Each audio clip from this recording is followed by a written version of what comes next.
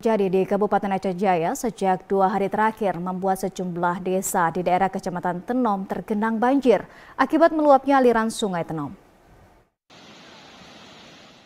Sejumlah desa di Kecamatan Tenom, Kabupaten Aceh Jaya dilanda banjir.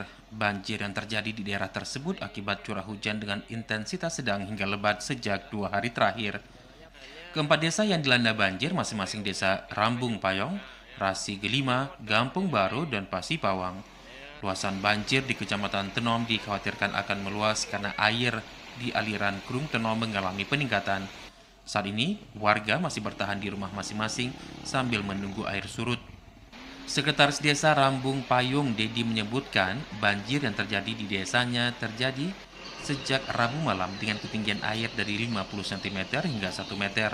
Selain merendam rumah warga, banjir juga ikut merendam lahan pertanian. Akibat banjir dampak banjir itu terjadinya kerusakan jalan, aspal yang hampir putus sehingga tidak bisa dilewati lagi oleh roda 2 maupun roda 4, dan kali jalan juga jebol akibat dekatnya air.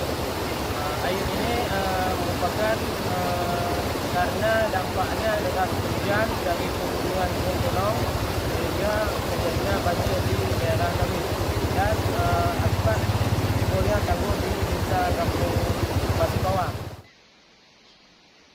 Badan Penanggulangan Bencana Kabupaten Aceh Jaya menyebutkan hujan deras disertai angin kencang masih akan terjadi di Aceh Jaya. Hal ini juga dapat memicu banjir dan pohon tumbang. Dari Aceh Jaya, Musliadi, TVRI Aceh melaporkan.